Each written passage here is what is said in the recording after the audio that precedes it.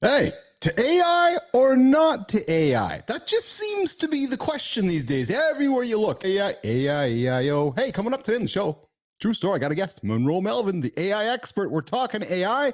What else is there to talk about in 2024, especially now in May?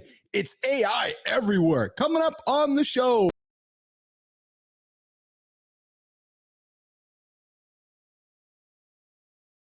Hi, I'm Keith Bilous, and this is Live in the Lab. All right. A little bit of weirdness in front of the camera there for anybody who's watching, because I'm like, hey, where's the button? Where's the button? I can't get it going. How did you go viral on TikTok? You were on America's Got Talent. How much did you get paid to be on AGT? Oh, you didn't get paid.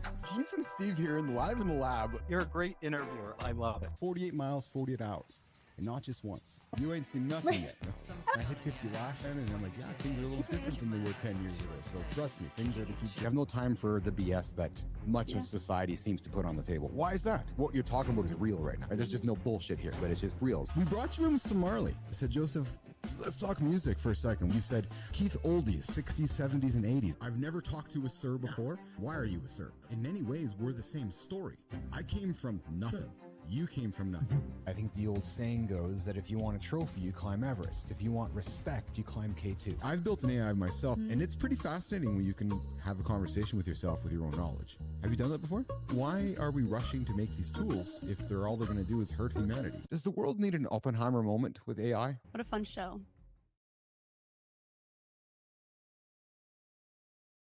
Yeah, what a fun show. It's true. We do a fun show here in the lab. Myself, I'm not Keith. Nope, I'm not Keith today.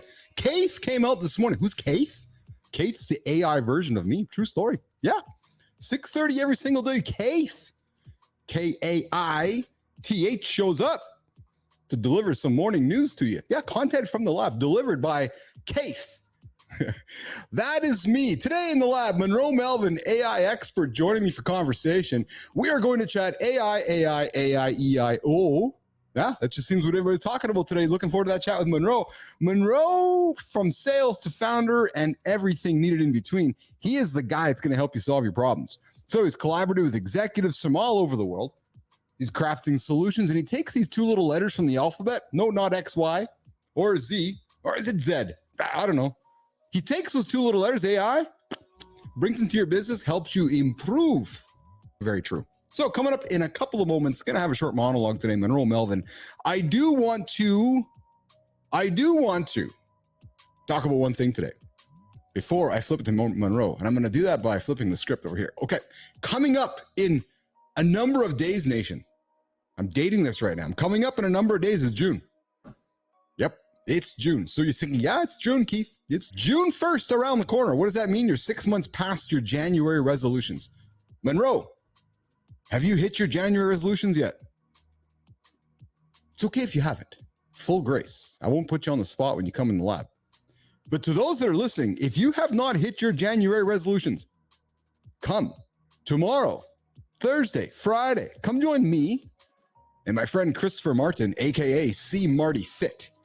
8 o'clock Eastern time. We are going to drop details on, boom, January. Yes, January is coming up in a few days, and what we're offering is a January resolution, an opportunity for you to reset 2024 right from the beginning and hit your goals. Because I think some of you, you're like, yeah, I didn't hit my goals this year. You're thinking, to hell with it. I'm going to wait till 2025. No, don't do that. Don't wait 6 months for next set of goals. Get them done now. So coming up, some details. Myself, C Marty Fit, are going to reveal to you January resolution, specifically. Here's the segue, nation. Here is the segue. You know how I love segues. We're going to offer up the businessman, the athlete, and the AI. Full transparency, not just human beings. We're going to bring human beings and machines to the table. So you're not just going to get a business person to help you achieve your goals. You're not just going to get a fitness athlete person to achieve your goals. Nope. You're also going to get Omni, GPT-4 Omni weaved into the conversation to help you achieve your goals. And we're going to show you how to do that. Speaking of human beings and speaking of agents and speaking not of AI, why don't we turn the tunes down like this? And why don't we take a second to invite and welcome our guest, Monroe Melvin to the stage. I'm going to try something I've never done this before. Never done what I'm going to do right now. So why don't we try this? Monroe Melvin. Hey! There you go, nation. There you go. Or is it this? Monroe Melvin. Come on. No, I think it's this. Yay! Monroe Melvin joining me in the lab. You know that we are here to weave in the sound effects into the conversation to bring you AI in motion with your host, Uncle Keith Bilous, and my guest, Monroe Melvin. How are you, pal? Great, man. How are you? That was quite the intro. Thank you. Listen, a guy with two M's. I got to give the guy with two M's respect because anybody who knows me knows I got the guy with two M's on the back of my wall, the original guy with two M's. Of course, that would be Marshall Mathers, Eminem, the greatest rapper of all time. Oh my God. Just the way I am. We might be having a debate, or are we having agreement? No, we are in 100% agreement. There you go. So listen, before we get into AI, let's just talk some pop culture for a moment, because I do like to weave pop culture into the conversation, Monroe Melvin, and that is this. Is this guy not brilliant or what? How do you age as an aging rapper? I know what you do. You announce to the world that you're killing your alter ego. As a marketer, is that not brilliant? Like, honest to God. Have you heard? It depends on which alter ego he's killing. Is he killing Slim Shady? Yes, he ran an obituary in the Detroit Free Press last week, or about 10 days ago, announcing that he was killing Slim Shady. Yep, putting him out to pasture. And you know what? Like, pure business side, pure business. It's brilliant, isn't it? Because how do you, as a 50-something-year-old rapper, get up and rap about the same things you rapped about 700 years ago? Because, you know, I'm as ancient as he is. His kids are getting married. He's a dad walking daughters down the pathway. What's he talking about? Killing and smacking broads around, bitches around broads. Sorry, nation, but I'm just going to use the words that were used. Just going to use the words. Just going to use the words. You can't use that kind of language in 2024 and slapping people around and that kind of shit. You can't. You just can't do that. So I appreciate that he's, no, I am going to kill that alter ego. I'm going to put it out there before the world just cancels me. And I think from a marketer, it is a brilliant exercise in marketing. But do you really think he could be killed? Do you think, you think he could be canceled? Like, he's gone through so many different metamorphoses that I'm not quite sure that he really could, because he's owned up to whatever it is that he is, and he's never been canceled. They've tried, and it's never worked because he's brutally honest. So I don't know. It depends on which version of Slim Shady is killed off, because I really hope that the rhyming version is not, because to me, that's some of his greatest work, is the Slim Shady version. Yes, but I think we could agree that the misogynistic version of Slim could be canceled. Oh yes, there'll never be another song like Kim ever played anywhere ever again. No, no. When we reflect upon that today, and this is a great way to kick off the show, can we not sometimes just reflect on, oh my God, somebody let him record that song? The fact that she did, and she told him straight to his face, he's gone on record and said, she goes, "You're effing nuts. You are effing nuts." Yeah. Like, the fact she didn't divorce him right there is still a testament to her patience. I think it weaves it back into today's conversation about AI, because you talk about art, expressive art. What is art? What's defined as art? What's defined as self-expression? As society and humans embrace AI, we question what's AI art, what's human art, what's self-expression, what's real, what's not real. So in 10 years from now, are we questioning some of the AI generated stuff like we're questioning from that Slim created 15, 20 years ago, going, really? You can't do that today. You wonder some of the stuff that we're looking at in this AI generated world we come upon, Monroe. What are we going to be reflecting upon in 15 years from now, saying, oh my God, can you believe we were doing that?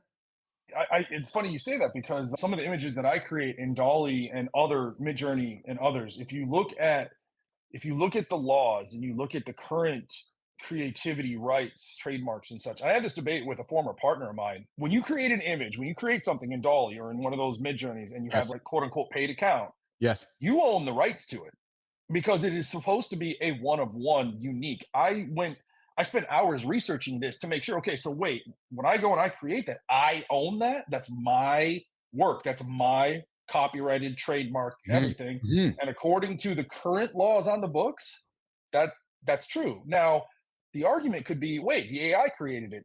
Yes, off of my command. So is it really mine? And I think that we're having that debate now. I think we're going to have that debate for years to come.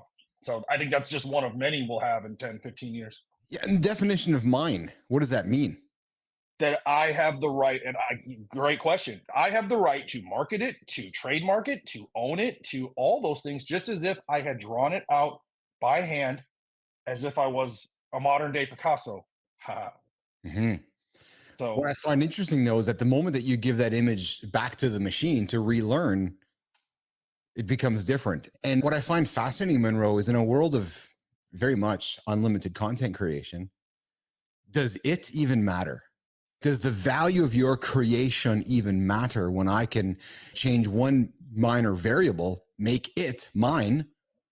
You know what I mean? That's fascinating to me in this world of unlimited instant creation.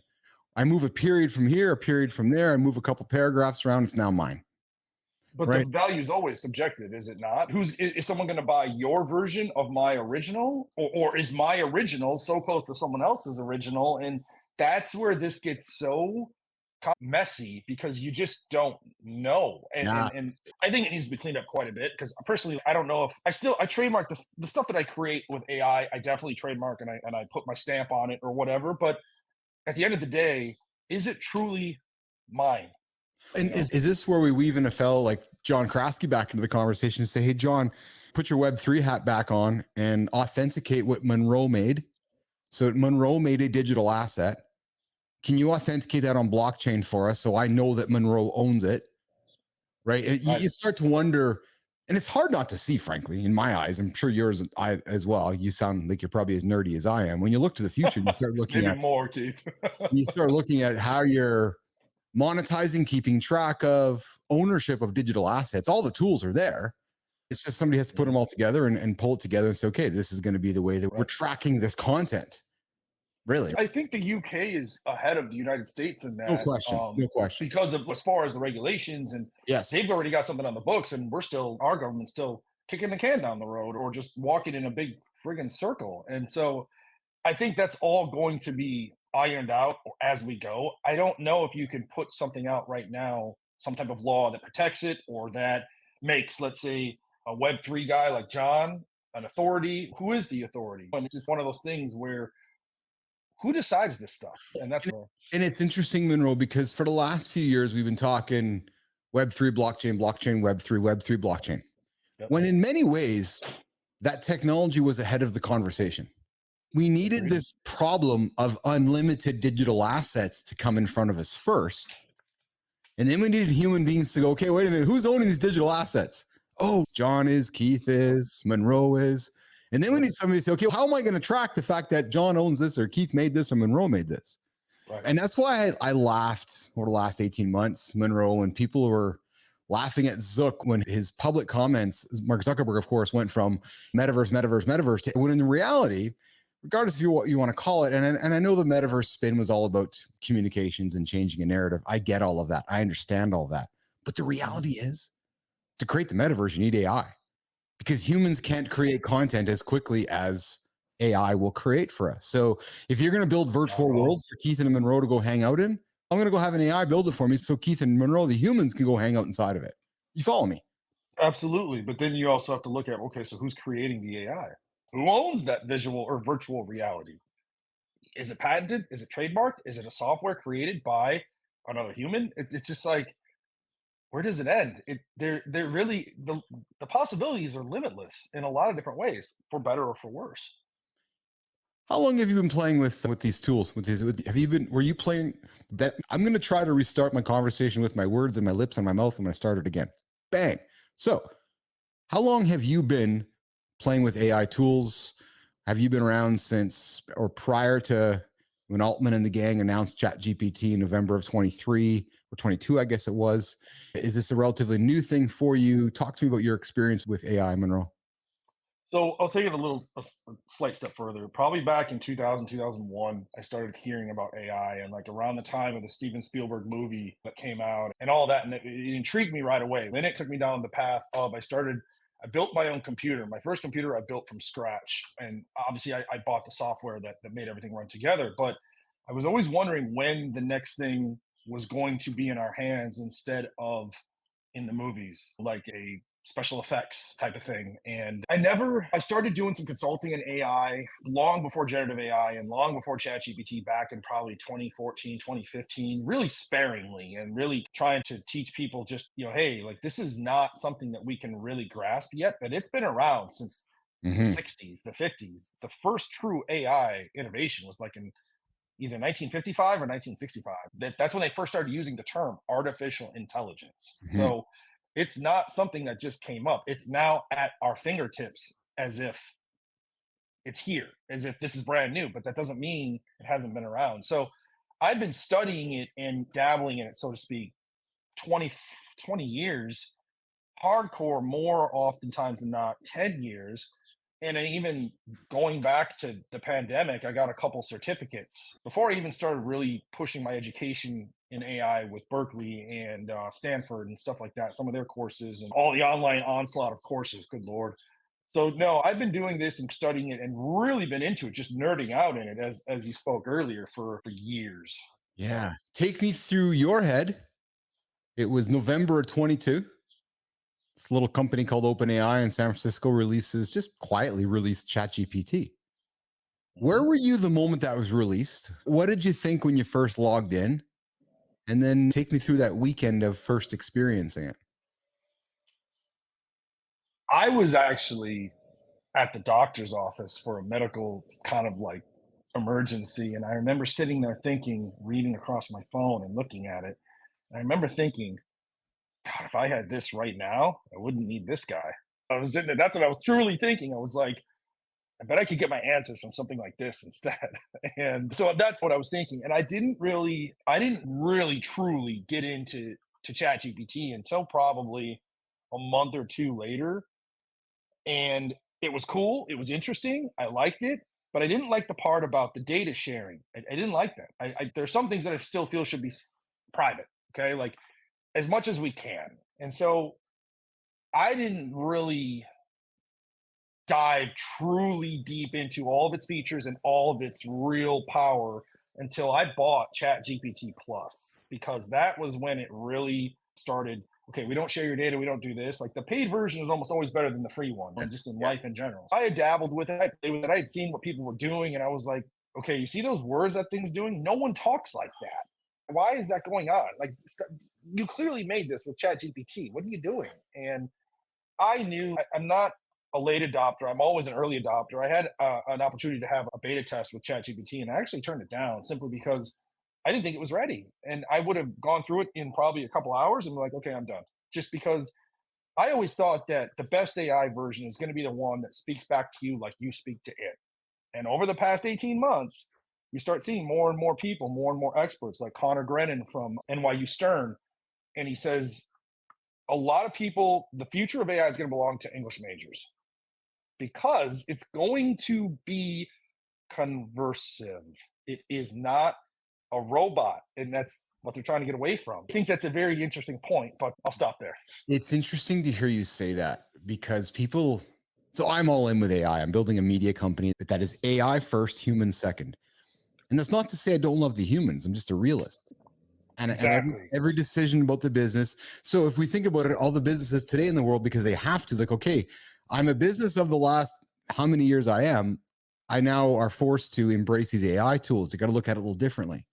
Man, since I started this company 6 months ago, from what I thought I could do 6 months ago to what's happening now, like it's frankly incredible to me, to be honest with you. It's Like insane, and it's so cool. it is. It absolutely is. But what strikes me is the pace of adoption. What strikes me is how fast it is. But you made a comment about English majors, and people say to me, Keith, what about prompt experts? And what about people that need to craft these prompts perfectly and expertly? You know what I say to them? No, just talk to them like a human being. Talk to them like a lawyer. Be really clear with your words. I learned through my life of selling my business, going through divorce, just talking with lawyers, the power of a lawyer in communication. No fluff, just sentence after sentence to the point, because nobody wants to pay for fluff, right? When I say fluff, it's all that crap that we put into all of our content when we typically write Keith to Monroe to Keith, all that crap. But yet Yeah. when I sit down with an AI, it's just, I want to have it's the advice I give to somebody, probably like yourself, is talk to it like you're talking to your lawyer or your doctor, give it clear instructions, speak like a human, and it's going to give you the answers that you want. It's actually no more complicated than that. Save the fluff for your pillows on your bed. Yes. Okay. Like seriously, like it's just not necessary. All you're doing is like all these. And look, I've got some friends on LinkedIn and a couple top voices that they are phenomenal. And they put together these insane prompt guides. Absolutely just like, I'm looking at it going, are you going to say it or am I going to say it? Please. These prompt guides are jokes. Oh, I can't go that far yet, but I'm right there with you. Like they're almost there. It depends. Okay, what are you trying to accomplish? That's the first thing I ask my clients. What are your goals? We want to catch up to what can AI do for you? What is it that tell me your goal and we will reverse engineer it. And the thing with the prompt guides is I've got one guy, great guy. I hope to I'm probably going to drop his name to you after the show because I think he is a master at these types of prompts. And he does it for University of Oxford. He works with them. He works with big companies in London. There is a purpose for those prompt guides for businesses that have certain types of solutions to need a specific outcome. Now, are they using a ChatGPT Enterprise? Are they using a ChatGPT custom model? Are they using a different LLM that you can't just have someone from HR type up a command and it's going to give her or him their answer? So those type of prompt guides to me do have value still. But for the most part, I've never used a prompt guide in any of my AI excursions. I've looked at a couple prompts and I'm like, oh, that's pretty cool. Let me check that out. And it gives me an answer back that is so asinine. I'm going, did I do something wrong? And then I just realized, no, this is how mine communicates with me. This is how I communicate with it. It's just better. I don't know. Like, you're right. I think that the days of super prompt guides and these mega prompts and all that, like OpenAI is specifically creating ChatGPT to not work like that. Yeah, conversational. Like it's exactly. I'm waiting for Omni. So nerd here. Every single day, every couple hours, I do refresh on my phone to see if I got the updated app for voice mode. Because the moment voice mode is here, voice mode is joining Keith and friends for Mornings in the Lab. I got my iPad set up. It's going to see the screen, and it is going to be the other co-host of the show. It's going to be the first AI-generated co-host that's going to be with myself, C. Marty Fit, and it's going to be part of the show. It will ask questions. It'll interact. It'll engage. Because my vision of it, probably like we're probably thinking the same way, is that it's going to interact, and every single day it's only going to get smarter because we're going to talk to it like I'm talking to you right now.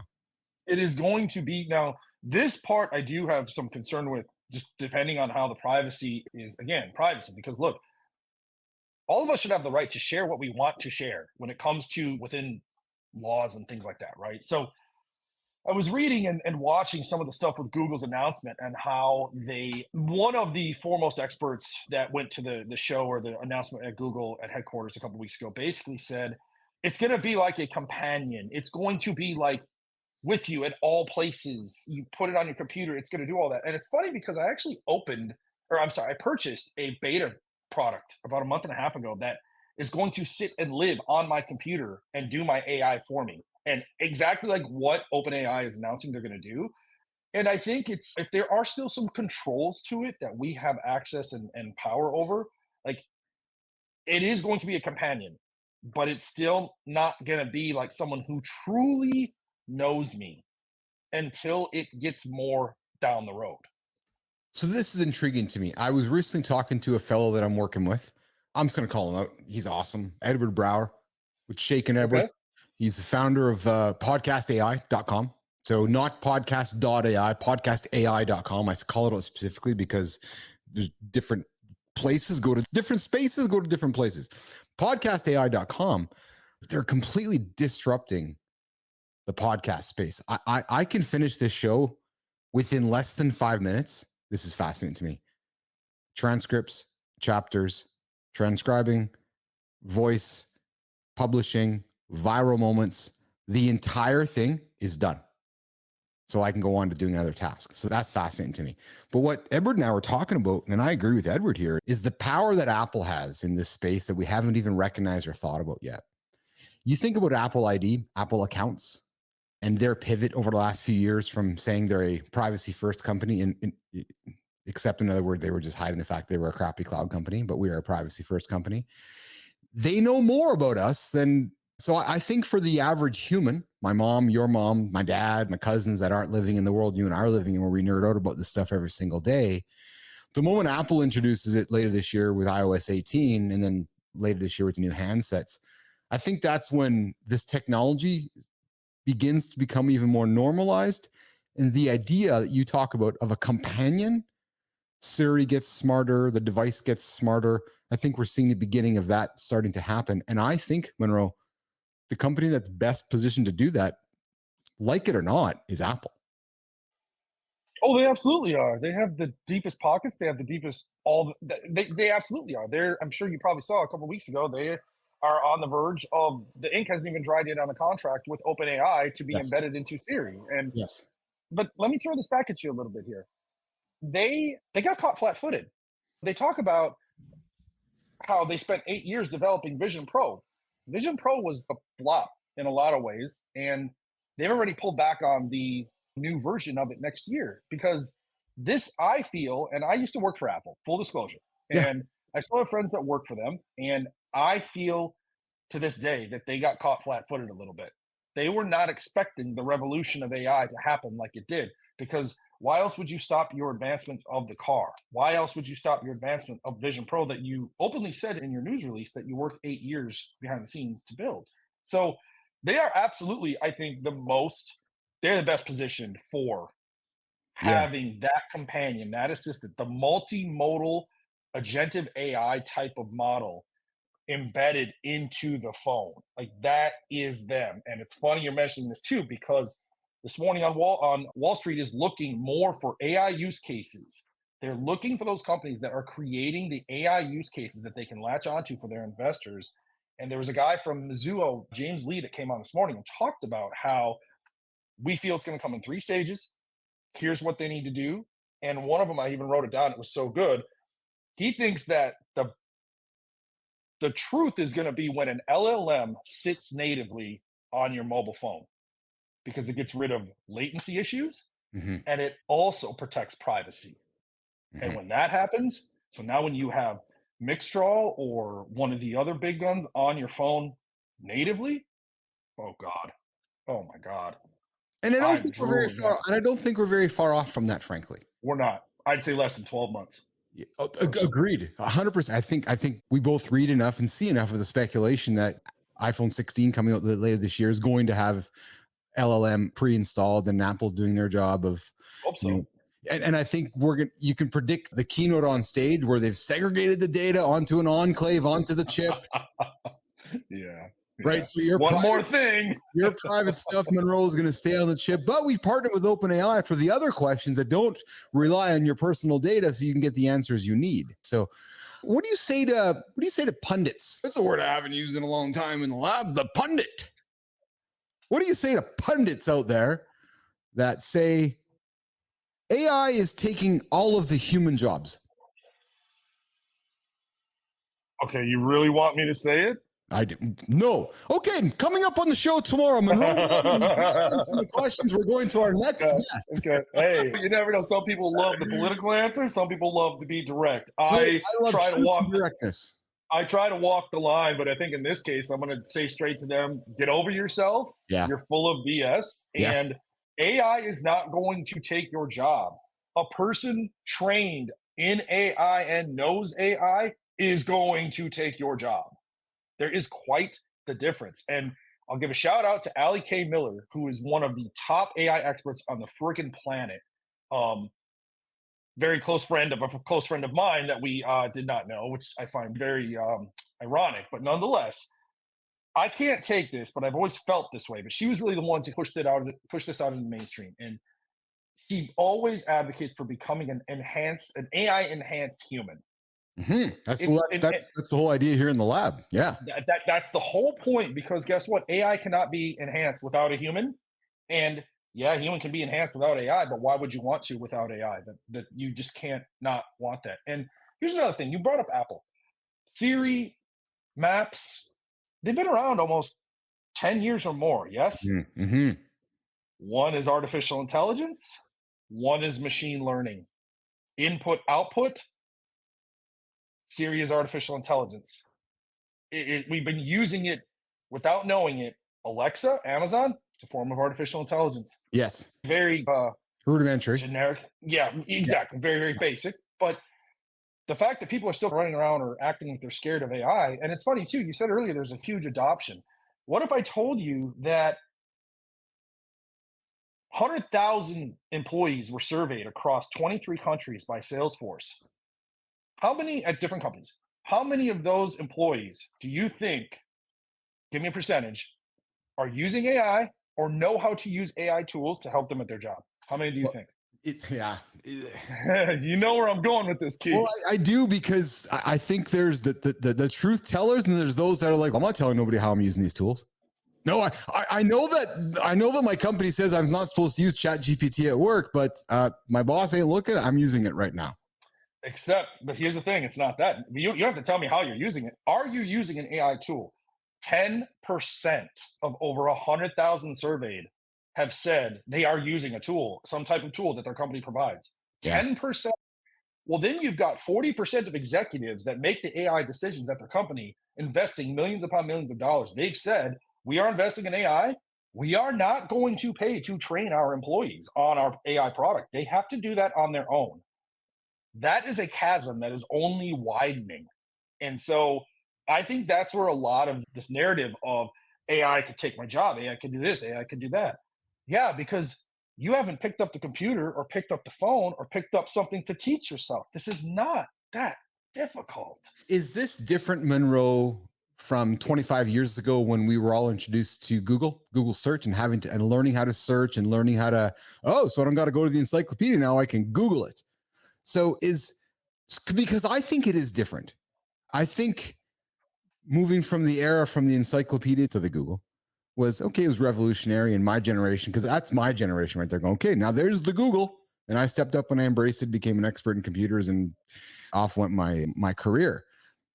I think what's happening now is the same, but on a different, much larger scale. Like you're going to get left behind real quick with this. If I didn't take the time 25 years ago to learn how to craft a search prompt correctly, it wasn't the end of the day. Man, at the speed at which these entities, these agents are accelerating knowledge and accelerating processes and accelerating tasks, you got to get on the train, man. But what about before Google, there was Alta Vista Well, and Jeeves. Ask Jeeves. And people thought it was nuts. And I was just like, this is the best effing thing since sliced bread. What are you talking about? And then, of course, Google comes and it was the game over. And so I'm baffled at, I'm not going to harp on your point about the adoption because the adoption rate is definitely moving in the right direction. But again, on a full scale, there's still too much. What stays on my channel is CNBC. And I watch and learn, and they're talking about AI all the time. And I'm taking notes, I'm recording parts of it to go back and be like, wait, who's that? What was he talking about? Where everyone else is just sitting there fear mongering and talking about how I don't need it at my job. Really? What's your job? Yeah, you do. Yeah, there's no question, Monroe, that it's easy for me to get into a tunnel. You know, the world that I work in, right? Sure, and I'm probably even yours. But if I do step out and I think about myself at the hockey rink with the hockey parents or the with the dance families, you're right. If I stood 10 people up against the wall, 9 of them aren't even talking about this. 9 of them are looking at you and I like we're on Mars right now. Like we're going to create the next thing that's going to take over the world and dominate, and it's going to crush humanity. And I wonder whether the rise of this technology. So here's what I think is different, Monroe. When this device was introduced to all of us years ago, we all saw it. It was physical. We held it. When I went to the hockey rink and I saw Monroe Melvin with one, I'm like, oh, he's got one of these devices in his hand. And before, of course, it was the BlackBerry. And then so society saw this change happening in front of us. Oh, there you go. Oh, a 3G, dude. Plugged in too. Nicely done, nerd. Powered up and operative. Nice. I got nicely done there, nerd. Look who's on the front cover, my friend. Okay. Yeah. Look, hold on. One more. Oh, come on. Oh, Jesus, there. Look at There's my guy that. right An there. operational 3G. What OS do you got on it?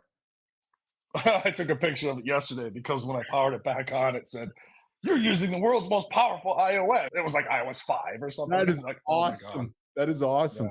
But I Yeah. would bet you if I stood 10 people up right now, yeah, my point was that we all saw this happening in front of us. Oh, look, Monroe's got a new phone. And every single September, the world got all excited about this new device, this physical June. device. June, yes. Now Sorry. it's software. We don't see it. It's hard to see.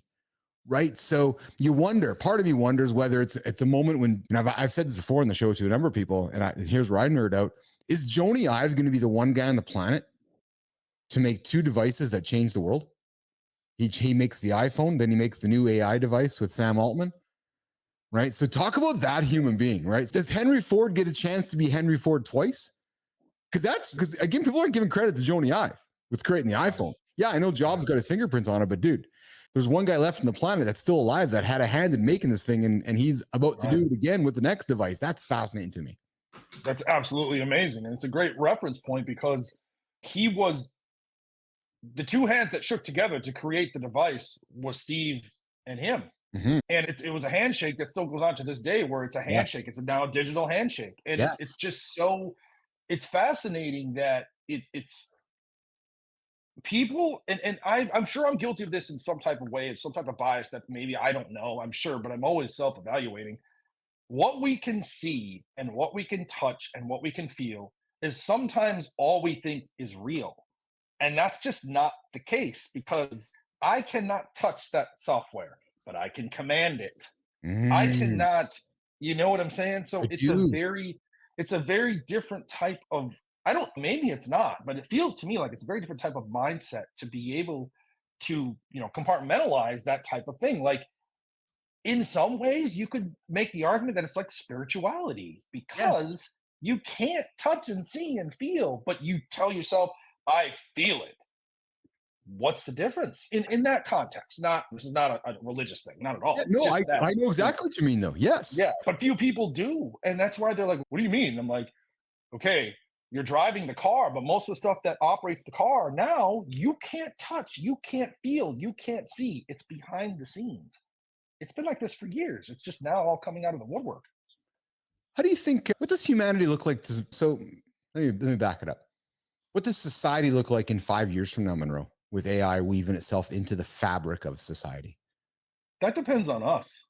That depends on people like other top experts, other than myself, but maybe along the same lines. Other people like you pushing the narrative, trying to educate people like Allison Macaulay, people like Allie, people like Connor, people like Andrew Ng. They're the ones that are the pioneers in this whole thing as far as educating people on AI and not being afraid of it.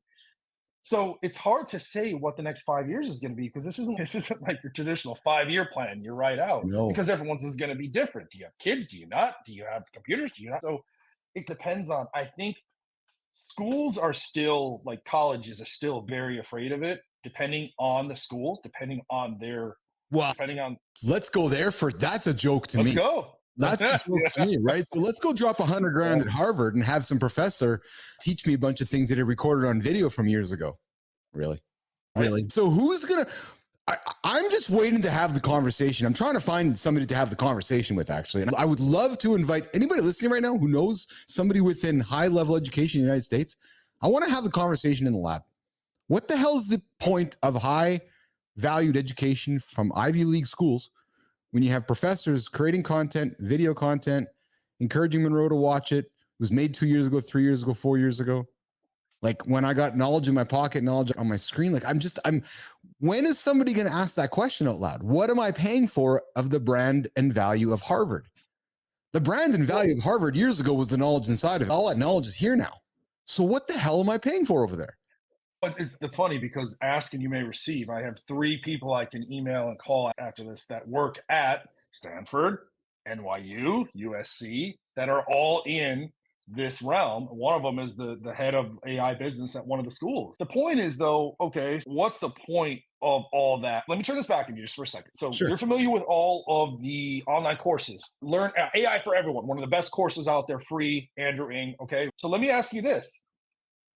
Put those courses up on Udemy, on Coursera, on deeplearning.io, up against Harvard AI classes, Stanford, Berkeley, USC, UCLA, and tell me what, before even looking at the curriculum and the oh my god, what is the things the professors put out in syllabus, before you even Yes. see that stuff, Yes. which one do you think, the one that's free or the one that's going to cost you, which one do you think is going to have the better value? I'm going to perceive, because of the brand of the Harvards and so forth, that's going to be better.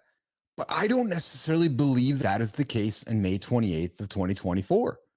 I am in 100% agreement with you on that, but that's where the people are getting it wrong in most cases, because Yes. they're not pulling the curtain back to look and see, did Harvard work on this themselves? Did their engineering team, did they put this forth? Or is this just another freaking course in conjunction with their partnership with EDX? Blah, blah, blah. Miss me with that stuff. But people don't want to, they want the answers now. They want Nobody's easy, talking about it, Monroe. Nobody's talking but about it. no, of course not, because they're afraid to find out. They're afraid to know. Oh, Well, I just dropped $3,000. so that's the real truth. Nobody wants to have the conversations with the schools, and the schools don't want to have the conversations with the public because they don't even know themselves how they're going to.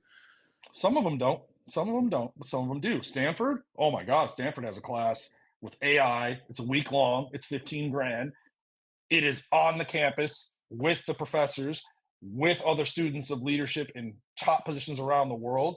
That is the type of thing to me that Yes. has value. 100%. But again, a lot of the other ones that are just putting that stuff out there online, it works for the masses to a point. But as you said, once you pick this up, and now you can go and look at all those things that you just got for free online through your course, AI for Everyone, whatnot. It's up to you to continue your education. It's up to you to see what Yes. is better. Is it that over there at Harvard, or is it one of the free courses? And people, you're right, people aren't talking about it enough. Monroe, we as society have learned what large language models are. We've learned that they're nothing more complex than predictive text except with words. It's a large database of words that are predicting what's next. However, and here's the key point. Yes, that has largely been true up until now, and every day moves forward. It's different because the data is getting updated quicker. The data is being renewed quicker. Back in the early days, it was, oh, okay, of course, it's only giving me this because it was dated back from whatever it was, September 2022. Yep. But now as we're getting real-time updates, for the most part, to Copilot, to GPT, etc., I don't necessarily know if that argument holds water anymore, that it's just working on old predictive data. Because if the data came from yesterday, now there's a whole other conversation around synthetic data and regurgitated data and models breaking, because if we're just using the same data over and over, like, what the hell, there's nothing new going in. But my point is that I look at using GPT-4 today as a knowledgeable expert, up to date, as in right now today. I don't get concerned about something being dated or being foreign. I use the tool in my pocket as if I have a superhuman with me every single time. Do you use the same way? I use the superhuman in GPT to make me more superhuman. So again, it goes back to being an AI enhanced human. But I got to say something about one thing you said. You don't think the argument holds much water anymore. Yes. Who's making that argument? Not you, not me. Yeah, that's fair. Yeah. Okay, so who? What's the context? Who's it coming from? That's fair. Though those are the people that are dismissing. And now that you say that, I just I'll reflect on conversations I have with people that are talking AI, because it just seems it's part of our conversation now. Everywhere you go, it's being woven into the dialogue. Love it. You and me both. You can't not get away from it. But I have some people that are just dismissive of it. Oh yeah, but that's just old stuff. It's old data. No, actually, no. I got some stuff from yesterday. Right? Let me show you this. I got to show you this because I'm excited about this. So I've been working on this week. You may have heard my little tease of the monologue this morning, but check this out. So I have been working on. So this is 100%. Let's just do this here. Boom. Everything you are seeing here is 100% generated not by a human being. Okay. Listen to this. Elon Musk's artificial intelligence startup, XAI, has announced that it has raised $6 billion in one of the largest venture capital funding rounds of all time. Why does this matter? This massive, in addition to Andreessen Horowitz and Sequoia Capital, investors in this Series B round include Valor Equity Partners, Vi Capital, Fidelity. I hope you found our discussions insightful and thought-provoking. From Elon Musk's ambitious plans in artificial intelligence. So I share that with you to give you a peek behind my curtain. I'm using these live shows and live conversations to build human trust. To train your, yeah. And then I'm training the audience to accept the AI complemented content that's inevitable anyway. So why fight it? I'm going to have Keith. Yes, I'm not British. Keith, Kaith. I'm going to have Keith read the news and content that so I can go and spend time with you as a human and have conversations like this. But to do that, I didn't do anything. I created a 3.5-minute model of my voice. That was it. It curated the news based on parameters that I set in place every single morning at 6:30 Eastern time, a half an hour before 7:30 Eastern time, a half an hour before my morning show. My news goes out, the AI news. So you as a consumer go, okay, here's Keith. In 30 minutes from now, the live version of me is coming up. To me, that's the future of media. Oh, it absolutely is. Yeah. Absolutely. It is. It is absolutely. But it's going to be the future of media to those that embrace it as complementary. Yes. And that's where it's a lead up to the real thing. And that's where it. But people are just, again, it's so going back to your question of what's in 5 years, it depends on how people, they either embrace it or they push it away. Humans hate change. We all know that. Yes. There's some things both you and I'm sure in our daily lives are like, I don't want to change that. What are you nuts? Yes. Yes. But the reality is change is inevitable. It is constant. It is as constant as the weather changing. Okay. Yes. And I live in Southern California, where it rarely ever changes, but it still does. So it's a very interesting kind of paradox where what is going to be happening in 5 years? I really hope this doesn't happen, but my intuition and my fear, I guess you could say, is I think there's going to be 2 to 3 sects of society. The AI people, the non-AI people, and a combination of both where it's tradition versus AI, and it's pick and choose which ones they're allowing in. And I'm really hoping. I agree with you. And I think we're seeing that right now, right? You're seeing classes separate, right? You're seeing the middle class dissolve around North America, right? Yeah. It's, and I think you have to look no further. The AI tools are going to sit in the middle of that. Because if I'm starting a business, I'm going to use as many AI tools as possible, and then I'm going to complement it with inexpensive human beings. Sorry, I'm just going to call it out. Because that's just how the world works, frankly. That's how business works.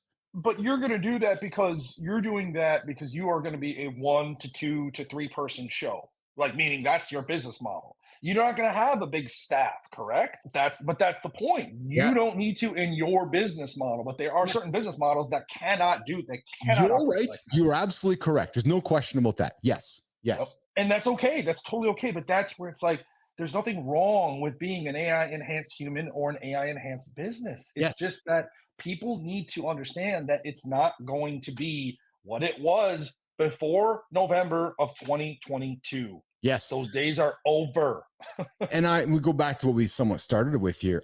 This to me is more monumental to society than when we saw this or than when we were introduced to Google years ago. Those were, I think they were obviously big improvements to society and big changes in society, but this here is going to upend society. Allow me to share with you what I believe happens in the next 5 years. By all means. It goes back to a physical device. It's not going to be very far before Westworld becomes around us. Robotics is on the verge. And then we both saw what happened 10 days ago when they showed us voice mode. All you got to do is take voice mode, stick it into a robot, and there's Westworld. It's as simple as that. It's actually as simple as that. As Henry Ford said, all the parts were there to make the car. He just needed to pull it together and make the car. So I think society is going to have a moment, Monroe, in the next 5 years where, having robotic devices that are smart and in your world are going to be somewhat normal, right? And whether it's another device like this or whether it's got legs and arms and a face that wanders around with you, it does not. And I know there's people listening to me going, "Oh, Bilous, you're fucking weird, man. You like your nerdy shit." That's fair. You can all disagree with me. I'll just go smoke another one and tell you all I'm right, because I am right. I am But absolutely right. what's nerdy about it though? Because again, people have been using AI and Yes. machine learning for 10 years. They just don't But realize it. here's the difference, I believe.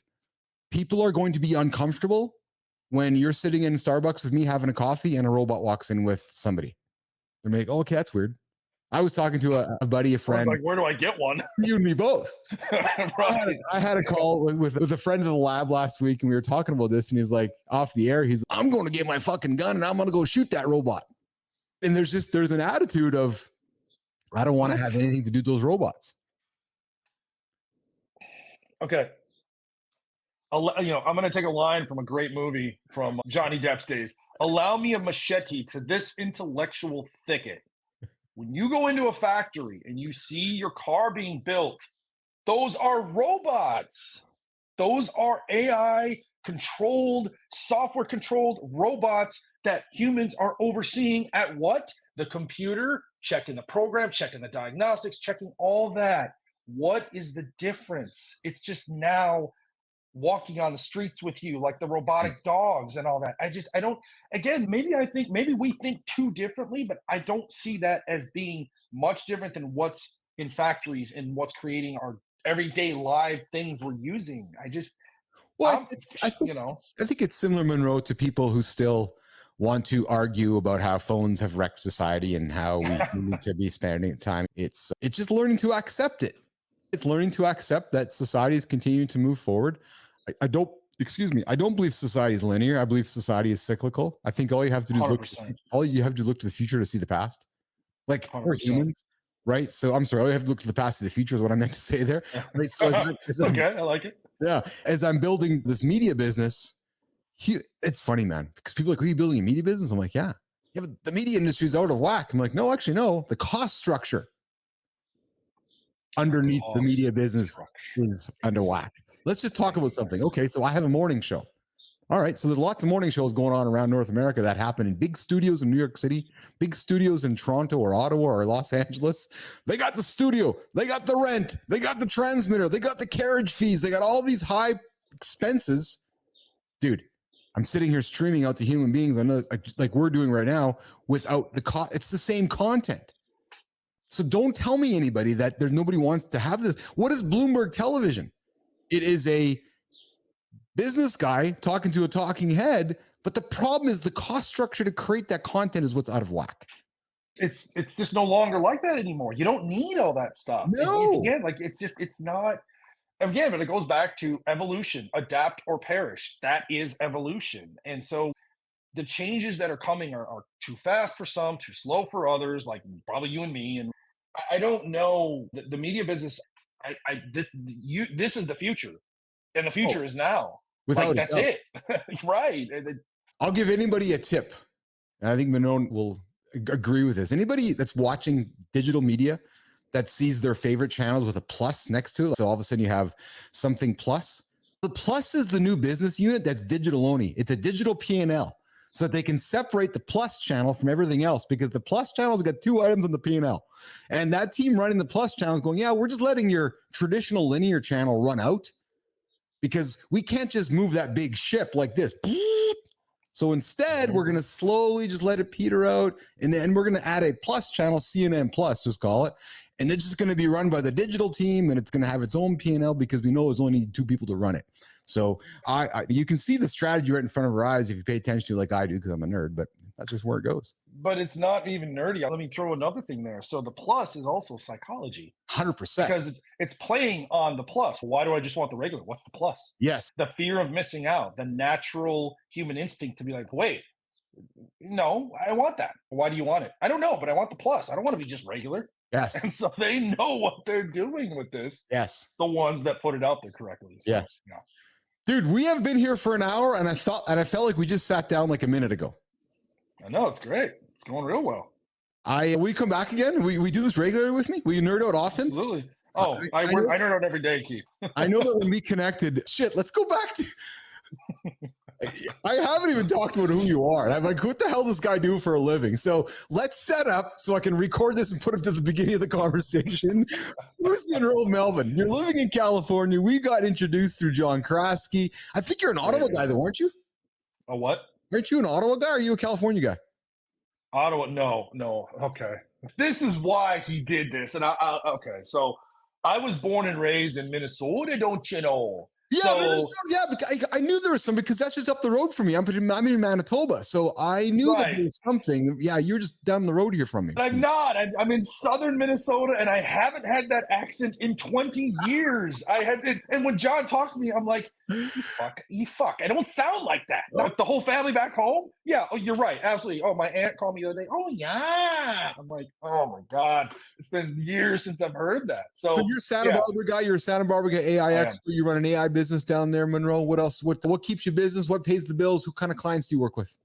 So I work with, the business was started to build something to compete with another type of kind of internal enterprise search where you're looking for all your stuff internally, and you've got hundreds of documents, stuff like that. We built it to compete with that, but we decided, my engineers and I, who I hope to one day maybe introduce you to have one of them on here, because they are absolutely brilliant, both of them. But we went our separate ways only because they had so much stuff going on in their personal lives that we just couldn't dedicate the time to the Anaguma model that we were building. So we decided to do more of a consulting. There's a bigger demand and bigger need for that from businesses that do not know AI, are afraid of AI, do not use AI. So we went the consulting route, and we do a lot of kind of mid to high level. Here's what you have now. Here are your goals. Does your internal team have the capability to do this? If they do, here's what your cost is probably going to be. So it's a lot of consulting and a lot of kind of product planning and things like that.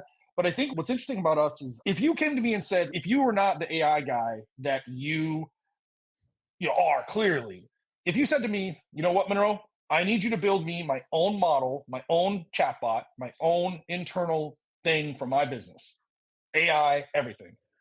I have the engineers to call upon, I have the product guy to call upon, and I have myself and two others to call upon to create the entire structure and code it, program it, everything for you to monetize it.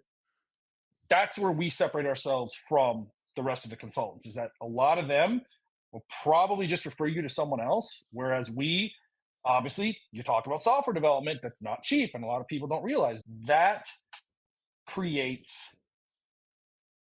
that's where that creates kind of a budget question. So we do all those things. We do a lot of the consulting and kind of advising, stuff like that. And it's worked out really well. That pays the bills. That, I moved out here with 2 suitcases and $126 a long time ago. And I've worked for companies that have, that's a true story. Worked with companies that have done partnerships with Snowflake, you name it. It's just, digital's been my life since I came out of the womb, if you want the truth. Yeah. So now you talk AI with businesses all the time. And great comment from Teeman here. He talks about, because I know you've talked about this as well, that we need regulations before we allow AI in all aspects of life. No question. No question. Even though we've been living with it for years, privacy is a huge concern and regulations are not enough for its growth. I don't disagree with that. What makes me nervous about that, though, Monroe, is state level actors, is control, is all the bad that can also come with regulations, and all the bad that can come with control mechanisms, and all the bad that can, like, I'm a big fan of the agenda. It's the agendas. It's there. And that's why I have not dug into this yet, but I got a guy that I'm going to end up referring you to that's over in the UK. They are ahead of the curve, or at least ahead of the United States when it comes to the regulatory aspects of AI. There are things, look, OpenAI openly admitted that they used a lot of books and a lot of copyright material to train their products. Now they got a $250 million contract with New York Times and that whole thing to do what? Train their model. So it's you know what's fascinating about that is when that, I've been around the block like you have. When I first saw that news being released, I'm like, oh yeah, I'm just going to wait for a month or two from now when I hear that OpenAI is sitting down with company A, company B, company C to license their data. The problem, when you want to disrupt society, you essentially have to ask for Forgiveness before you ask Forgiveness for and not permission. permission. Exactly. Just go look at the Travis Kalanick book of disruption, right? Uber. If you really want to change the world, and I'm all about changing the world. I'm a big fan of humans that want to change the world. I'm all about progress. Then you got to fucking progress and change growth. it. You got to change it. He Right? pissed off a lot of people, but he made big changes. Yes, because let's be frank here. You can't release GPT to the world if you got to go to all the companies first and saying, "Hey, Monroe, yes, can I listen to your dick?" What? For what? How's it going to work? Right. No. Explain it to me. And then you go through months and months and months of regulatory, of legal stuff. So I see both ways. In the bottle. You can't put it back in the bottle. Exactly. And so I personally think they did it the right way, as long as they do what the right way. So if you break it first, you got to come back and fix it. And coming back and fixing it is signing the deals and doing it the way that's supposed to be done. So let me share or not. Well, no, I agree. Let me share this with you. So I'm not going to use the word uncomfortable moment, but I had an interesting moment in the last 48 hours. So I created my newscast, and a news story gets released yesterday, day before, whatever it was, by Keith Monroe, by Keith. I just want to say it out loud a few times so I get some viral clips of Keith. G'day, mate. G'day, mate. Keith is reading again. So this news story comes out, and I'm out for a walk yesterday, and I hear it. And I'm like, wait a minute. I hit the old rewind 10 seconds. I'm like, holy fuck. I know that person in this story. She wrote the article? Oh. So I knocked at her door on LinkedIn yesterday, and I said, hey, I don't know how I feel about this, but I just read a story about an article you wrote. I gave you credit in the story about the article you wrote. I didn't try to steal it, and I wasn't stealing it, and I want to make sure all credit goes to you. But it was weird because it's no different than me finding the story right now and talking with you about it on the air and referencing it and calling out the human. But one could say, yeah, but Keith, you took that story, you profited on it, you created content on it. But that wasn't the point. Do you follow what I'm saying, Monroe? So I reached out to the person on LinkedIn and I said, hey, at the 3-minute mark, there's a story that you wrote that I talked about. I wasn't trying to steal it, just being fully transparent. And I'm just trying to figure this out like everybody else is right now. Right. Weird, but right? It's the irony of it but it's not so ironic anymore because it's going to be happening multiple times a day. Eventually you're going to have 2 or 3 of those a day when you do something like that. You're like, oh, okay. Because there's so many things that are hitting the wires at the same time. But how is this? But here's where I have conflict, Monroe. And I'll wrap it up here in a minute because I want to be respectful of your time. Here's where I have conflict. Yeah, you're good. How is Keith? God, I love that, don't you? I'm gonna create a sound. I'm gonna create a fucking board that just does. We're here to entertain and inform, nation. That's what we do here. Clearly. Hey, don't tell nobody, but the reason I do this on LinkedIn is that people that are bored at work, come to fuck my show, man. 1 o'clock Eastern time, just be bored, have your lunch, come listen to conversation. You don't have to put some butt in there to hide from your boss because you're just learning. It's just, it's entertainment. Right? Entertainment. Yeah. What I have conflict though, Monroe, is how is Keith reading the story any different than you and I talking about it right now and referencing the author, talking about the key points in the author's story? I don't know if there's any difference. I don't see any difference personally. But some would. And you know what some would say? Here's what they would say, Monroe. Oh, but an AI wrote it, an AI stole it. It wasn't Keith. And that's a societal thing because I'll tell you something else. 2 weeks ago, I knocked on somebody's door and said, hey, I love your article you just wrote. I want to talk about it on my show. You know what they said to me? Are you paying me? Of course they're doing that. That's what everyone's doing now. Yeah. Oh yeah.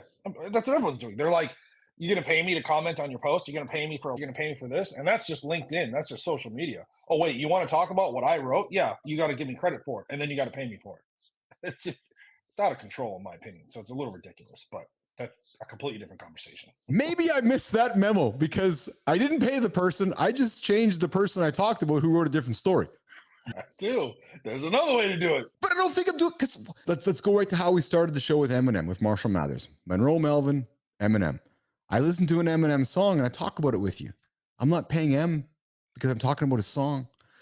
I understand there's gray areas with content, and I understand humans, we're all going to figure this out. But just because, and here's how we're going to wrap it up, Monroe, just because AI is involved doesn't make it bad. AI is a tool. It's here to help us. Guys like myself and Monroe are here to help you, nation, embrace it, not be scared of it. And as you said, my friend, become enhanced by it. Don't be afraid of it. AI is a tool in the toolbox. It just happens to be the most powerful at the moment and will probably be the most powerful for years to come. But it's still just the tool. There's multiple tools. You just have to become good at whatever ones you think will help your life and your career, but don't get left behind. Yeah. Because I found the timing of our conversation quite coincidental, ironic. perhaps ironic, because this morning ChatGPT just announced they're training their new model, right? So GPT-5 will be out. We don't know when, maybe 9 months, 10 months from now. But on a day when Keith Bilous and Monroe Melvin sit down in the lab to chat AI is the same day that Sam Altman and the gang announced that the next version. So anybody who's doubting what we're talking about right now, put your doubt away. Actually put your doubt away, because it's not getting dumber. 18 months, 5 versions, each one significantly more powerful than the last. And you can see it right before your eyes. Wow. Said my friend. Monroe Melvin, come back again, my friend. Will do. Thank you, sir. And you come back in the morning show, come back. And I always say this to everybody: once a guest of the lab, always a friend of the lab. So if you got stuff you want to talk about, you have announcements, you're like, hey, there's a topic that's on my mind that I just want to have an audience for, come back. Let's have a chat. Come in the morning, afternoon, and let's keep the dialogue happening. So here's what I'm going to do. I'm going to ask you to just hang tight in the green room. I'm going to say goodbye to Business Athlete Nation, and then I'm going to come back and politely walk you, my friend, the human, Monroe Melvin, out the door. All right? To the proverbial door. Thank you. Hang tight, my friend. 1 second. Boom. Gonna do that. Gonna do this here. Gonna pull me on a big screen. And let me see if I can find something fun to walk us out the door with. Oh! I love those bagpipes. Yep. If I'm not saying Keith, I'm going to use the bagpipes. So I'll use the bagpipes and Keith at the same time just to cause some fun. I hope you all enjoyed the conversation with myself and Monroe Melvin today, the Eminem in my world, not the Marshall Mathers. Monroe is welcome back here anytime. I think the guy's a bigger nerd than I am, and I love it. Love it, love it, love it. Guy's got an iPhone 3G on his desk. Are you kidding me? Honest to God. All right, so I'm going to get out of here and go walk Monroe. I'm just trying to say both of his names in one. Monroe. I'm going to go walk Monroe Melvin out the door. I'm going to come back tomorrow morning. Mornings in the lab with myself, Steve Marty Fit. Big conversations happening tomorrow. And then tomorrow, of course, at noon, live in the lab with myself. And let me see who we have coming tomorrow in the lab. Tomorrow is going to be Wednesday. Karen Yankovich joining me. I wonder if we're going to talk AI. I don't know. We'll see. All right, guys, thanks for joining. You know where to find me all the time. Find me on LinkedIn, Keith Bilous. Find me on Instagram, Keith Bilous. Or don't find me. Find my AI version, Keith, news.bapple, BAPL.ai. We'll see you guys. We'll see you tomorrow. Have a good one. Turn the tunes up.